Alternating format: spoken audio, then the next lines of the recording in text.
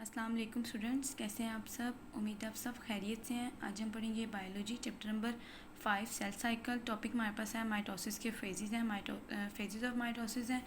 हमने माइटोसिस को डिस्कस किया था, वॉल्टर फ्लेमिंग का था 1880s में। उसने ये ऑब्जर्व किया था कि एक न्यूक्लियस को सीरीज़ ऑफ चेन से गुजरना पड़ता है, जिसे हम कहते हैं माइटोसिस। माइटोसिस में सेल डिवाइड होता है और क्या फॉर्म करता है, 2 daughter cells.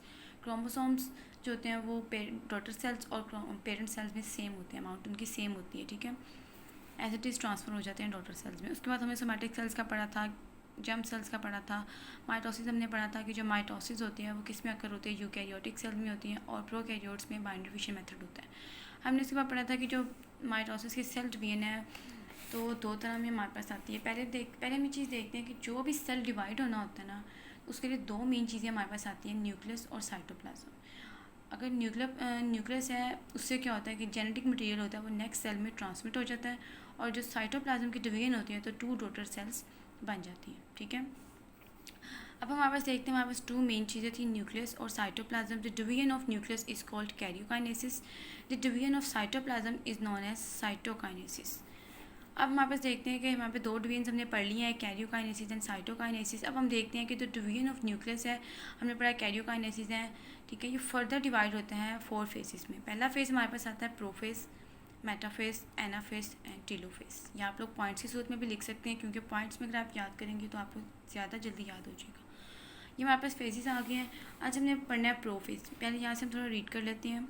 The process of mitosis is complex and highly regulated. There are 2 major phases: the division of nucleus known as karyokinesis and the division of cytoplasm known as cytokinesis. Next हमारे पास karyokinesis आ जाता है। The division of nucleus is further divided into 4 phases: prophase, metaphase, anaphase and telophase. आज हम पढ़ेंगे prophase. Prophase हम कहते हैं कि हमारे पास फर्स्ट करें, हमारे पास एक सेल है, ठीक है। सेल के अंदर न्यूक्लियस है, इसके अंदर एक थ्रेड लाइक स्ट्रक्चर होता है जिसे हम कहते हैं क्रोमैटिन, जिससे क्रोमोसोम्स बनाता है। क्रोमैटिड्स होते हैं, सिस्टर क्रोमैटिड्स हमने पढ़ा था। तमाम चीज़ें आपने पढ़ी थी क्रोमोसोम्स के अबाउट।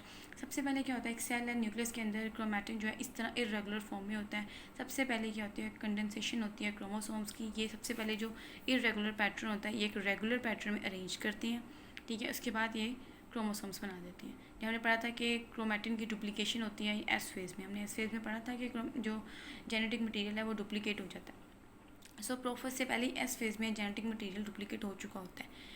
पहले इसमें क्रोमैटिन बनाते हैं, ठीक है। उसके बाद ये क्रोमोसोम्स बन जाते हैं। सबसे पहले उन्होंने क्या, हमारे पास स्टेप आता है condensation of chromosomes. Condensation of chromosomes में क्या है, क्रोमैटिन है, थ्रेड लाइक स्ट्रक्चर है, रेगुलर पैटर्न में अरेंज होता है, कंडेंस्ड होते हैं in order, highly order structure. उसके बाद हम कहते हैं कि genetic material already had been duplicated earlier in S phase. उसके बाद हमने कहते हैं कि जो क्रोमोसोम्स होती हैं वो इस तरह बनी होती हैं, ठीक है। स्ट्रक्चर इस तरह होता है, इसको हम क्या कहते हैं, क्रोमैटिन है। हमारे पास 2 सिस्टर क्रोमैटिड्स हैं, ठीक है। अब हम कहते हैं कि हमारे पास जो सेंट्रोमेयर होता है, इसका मिड पॉइंट होता है, इसे हम सेंट्रोमेयर कहते हैं। क्रोमोसोम्स का जो मिड पॉइंट होता है इसे हम सेंट्रोमेयर कहते हैं। सेंट्रोमेयर के इर्द गिर्द एक प्रोटीन होती है जिसे हम कहते हैं काइनेटोकोर, ठीक है। हमारे पास क्रोमोसोम्स है, क्रोमोसोम्स का जो मिड हमारे पास है पॉइंट, इसे हम कहते हैं सेंट्रोमेयर। सेंट्रोमेयर के इर्द गिर्द हमारे पास एक प्रोटीन होती है, ठीक है। इसे हम कहते हैं काइनेटोकोर। ये चीज़ आपने याद रखनी है, काइनेटोकोर का हम आगे मैं बताती हूँ क्या चीज़ है। अच्छा, नेक्स्ट हमारे पास क्या है, जब हमारे पास कंडेंसेशन ऑफ क्रोमोसोम्स हो गई है, एक क्रोमोसोम जो है वो बिल्कुल सही बन गया, ऑर्डर लाइक स्ट्रक्चर में बन गया है। उसके बाद क्या होती है, जो न्यूक्लियर एनवेलप होती है, ये जो न्यूक्लियस का हमारे पास एनवेलप है जिसे हम कहते हैं न्यूक्लियर एनवेलप, वो डिसअपियर होना शुरू हो जाती है। डिसअपियर कहना डीजनरेट होना शुरू होती है, वो टूटना शुरू हो जाती है, डीजनरेट होकर इस तरह हो जाती है, ठीक है। और जो न्यूक्लियस के अंदर का जो मटेरियल होता है वो सारा जो होता है वो सेल में बिखर जाता है, ठीक है। यहाँ से हम देख लेते हैं। Normally the genetic material in nucleus is in a loose thread like form called chromatin है। ये लूज थ्रेड लाइक फॉर्म थी हमारे पास, ठीक है। उसके बाद कंडेंस होकर क्या बन गई है, क्रोमैटिन में। At the earliest of prophase, chromatin condense into highly order structure called chromosomes since the genetic material has already been duplicated earlier in S phase. मैंने आपको पहले ही बताया कि जो जेनेटिक मटेरियल हमने पढ़ा था एस फेज में डुप्लीकेशन हो चुकी होती है उसकी। Each chromosomes is made of 2 sister chromatids हैं bound together at same centromere. Centromere क्या हमारे पास क्रोमोसोम्स का मिड पॉइंट जो होता है। Each chromosomes also has kinetochore at centromere. Centromere के इर्द गिर्द जो है वो काइनेटोकोर है। काइनेटोकोर क्या है, एक हाईली कॉम्प्लेक्स प्रोटीन स्ट्रक्चर है। That is the point where spindle fibres attach. हम आगे जाके स्पिंडल फाइबर्स भी पढ़ेंगे क्या चीज़ है, ठीक है। अब देखिए हमारे पास आपने पढ़ा था सेंट्रूल्स का। सेंट्रूल्स हमने पढ़ी थी, एक ऑर्गेनेली थी हमारे पास, ठीक है। हमने चैप्टर नंबर 4 में पढ़ा था सेंट्रूल्स का, ऑर्गेनेली थी। यहाँ से देख लेते हैं, ये देखिए हमारे पास चैप्टर नंबर 4 में हमने पढ़ा था सेंट्रियोल्स क्या, हमारे पास animals and many unicellular organisms have hollow and cylindrical organelles known as centrioles. ठीक है, centrioles is made up of 9 triplets of microtubules है, माइक्रोट्यूब्यूल से मिलकर बनी होती है। माइक्रोट्यूब्यूल्स आगे से किससे मिलकर बनी होती है, ट्यूब्यूलिन प्रोटीन से। Animal cells have two centrioles located and near the exterior surface of nucleus. These two centrioles are collectively called centrosome. Their function is to help in the formation of spindle fiber during cell division. In some cells, centrioles are involved in the formation of cilia and flagella. cilia flagella का मैं आपको बताया था, ये जो movement कराने के लिए स्ट्रक्चर्स होते हैं। ठीक है, स्पिंडल फाइबर्स की फॉर्मेशन करते हैं हमारे पास ये। ठीक है, किससे मिलके बने होते हैं, माइक्रोट्यूब्यूल से मिलके बने होते हैं और ये स्पिंडल फाइबर्स बनाते हैं। और माइक्रोट्यूब्यूल्स किससे मिलके बनी होती हैं, ट्यूब्यूलिन प्रोटीन से। अब हमारे पास देखें कि हमारे पास ये कहते हैं, हमारे पास ये न्यूक्लियस है, हमारे पास ये न्यूक्लियस का स्ट्रक्चर था, हमने पढ़ा था न्यूक्लियर एनवेलप डीजनरेट हुई है हमारे पास। तो इसके बिल्कुल ऑपोजिट, ये बिल्कुल आउटसाइड पे ये न्यूक्लियर एनवेलप हमारे पास डीजनरेट हो रही है, इसके आउटसाइड पे हमारे पास क्या है, सेंट्रियोल्स प्रेजेंट है। सेंट्रियोल्स के 2 सेंट्रियोल्स को हम कलेक्टिवली क्या कहते हैं, सेंट्रोसोम। ठीक है, सेंट्रियोल्स है हमारे पास, सेंट्रियोल्स क्या माइक्रोट्यूब्यूल से मिलकर बनी होती है। माइक्रोट्यूब्यूल्स हमारे पास किससे मिलकर बना होता है, ट्यूब्यूलिन प्रोटीन से मिलकर बना होता है। ये यहाँ पे सेंट्रियोल्स प्रेजेंट होते हैं। सेंट्रियोल्स क्या करते हैं, पहले यहाँ पे प्रेजेंट होते हैं, उसके बाद क्या करते हैं, जब थोड़ा सेल थोड़ा मैच्योर होना शुरू हो जाता है, बड़ा होना शुरू हो जाता है, तो ये क्या करते हैं, हम कहते हैं हमारे पास ये न्यूक्लियर एनवेलप है, ये सेल है और ये हमारे पास सेंट्रियोल्स है। सेंट्रियोल्स क्या करते हैं, पहले ऑपोजिट पोल्स पे आ जाते हैं, इस साइड पे एक सेंट्रियोल यहाँ पे आ जाता है और एक सेंट्रियोल्स हमारे पास यहाँ पे आ जाता है। ठीक है, काइनेटोकोर प्रोटीन हमने पढ़ा था कि क्रोमोसोम्स हमारे पास हमने था, ये हमारे पास क्रोमोसोम का स्ट्रक्चर था, इसके इर्द गिर्द काइनेटोकोर था। ये सेंट्रियोल्स क्या करते हैं, स्पिंडल फाइबर्स बनाते हैं इस तरह। ठीक है, सबसे पहले ये ऑपोजिट पोल्स में आ गए, अगर हम यहाँ पे बना लेते हैं सेल के लिए, यहाँ भी बना लेते हैं नीचे। ये हमारे पास हम कहते हैं हमारे पास सेल है, इसके यहाँ पे हमने पढ़ा था कि क्रोमोसोम्स हमारे पास प्रेजेंट है। ठीक है, इसके इर्द गिर्द हमने पढ़ा था काइनेटोकोर प्रेजेंट है। स्पिंडल फाइबर्स, ये सेंट्रियोल्स प्रेजेंट है, इसे स्पिंडल फाइबर्स बनाए, एक थ्रेड लाइक स्ट्रक्चर इस तरह होता है। ये पहले ऑपोजिट पोल्स पे आए हैं, ऑपोजिट पोल्स पे आने के बाद इन्होंने क्या किया है, इस तरह यहाँ पे आ गए हैं और यहाँ पे इन्होंने थ्रेड लाइक स्ट्रक्चर, क्योंकि न्यूक्लियर एनवेलप डीजनरेट हो गई है तो स्पिंडल फाइबर्स जो हैं वो पूरे सेल में इस तरह फैल जाएंगे। क्रोमोसोम्स क्या है वो यहाँ पे इस तरह रहेंगे। ये काइनेटोकोर प्रेजेंट होती है यहाँ पे। काइनेटोकोर आपको पहले मैं बताया मैंने, हाईली कॉम्प्लेक्स प्रोटीन होती है। ठीक है, जिस पे स्पिंडल फाइबर्स अटैच होती हैं। अब आपको समझ आया स्पिंडल फाइबर्स कहाँ अटैच होते हैं, किस तरह अटैच होते हैं। सबसे पहले हम बात करते हैं, हमारे पास सेल है। ठीक है, सेल के ऊपर सेंट्रियोल्स हैं, न्यूक्लियस के आउटसाइड पे हमारे पास यहाँ प्रेजेंट होती है, सरफेस पे सेंट्रियोल्स प्रेजेंट होती है। सेंट्रियोल्स ऑर्गेनेलिज होती हैं, वो किससे मिलकर बनी होती हैं, माइक्रोट्यूब्यूल से मिलकर बनी होती हैं। और माइक्रोट्यूब्यूल किससे मिलकर बने होते हैं, ट्यूब्यूलिन प्रोटीन से।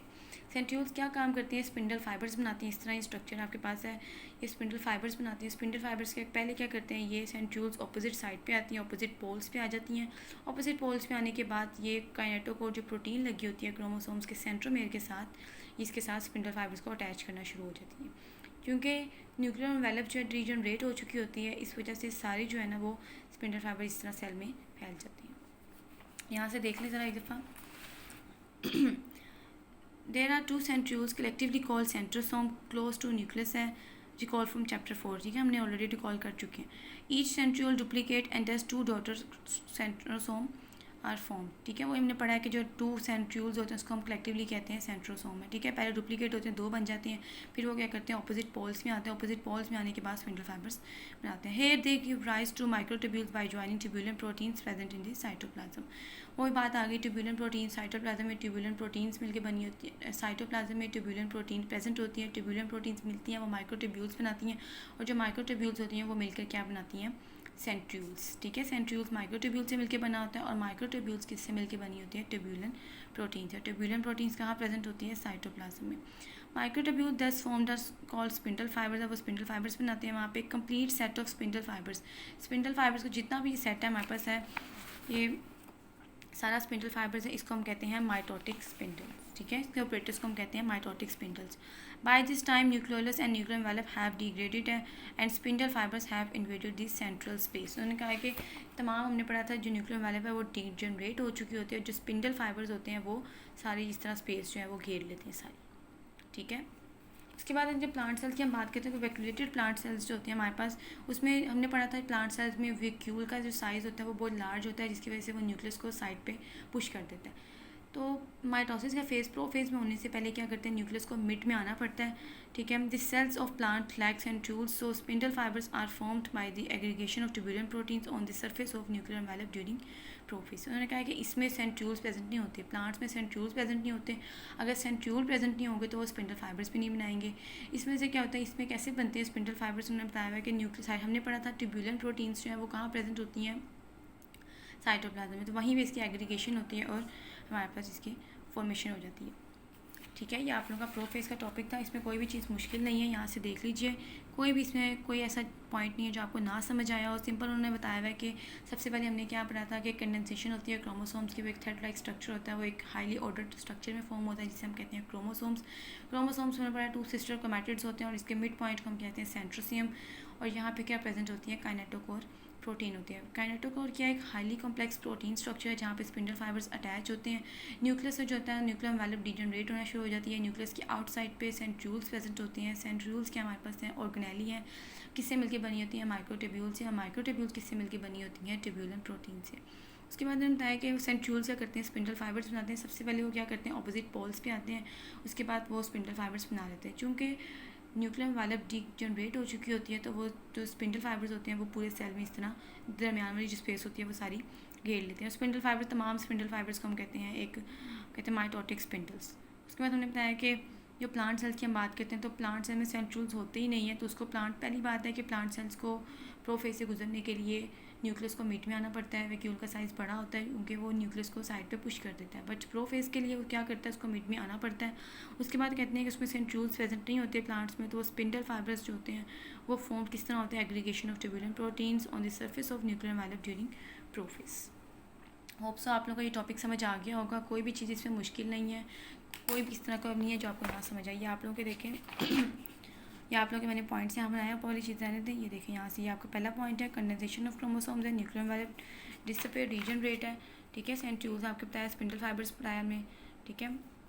ये स्पिंडल फाइबर्स में बताया कि 2 तरह के होते हैं, काइनेटोकोर या नॉन काइनेटोकोर। ये आपकी बुक में तो नहीं लिखा लेकिन एडिशनल इन्फॉर्मेशन आपके लिए। ये आप लोगों को समझ आ गया होगा, ठीक है। अच्छे तरीके से आपने इसको याद करना है। फिर भी कोई भी अगर आपको पॉइंट मुश्किल लगता है, कोई चीज़ ना समझ आए तो लाजमी पूछिएगा, क्योंकि मैं आपको बार बार एक ही चीज़ क्लियर करती हूँ कि आप लोगों के कॉन्सेप्ट क्लियर होना ज़्यादा ज़रूरी है। रट्टा लगाने से कुछ नहीं होगा, अपने कॉन्सेप्ट क्लियर करेंगे तो ही आपको याद होगा, ठीक है। कोई भी अगर आपको पॉइंट ना समझ आए तो आप लाजमी पूछिएगा, ठीक है। अपना और अपनी फैमिली का बहुत ख्याल रखिएगा। अल्लाह हाफिज़।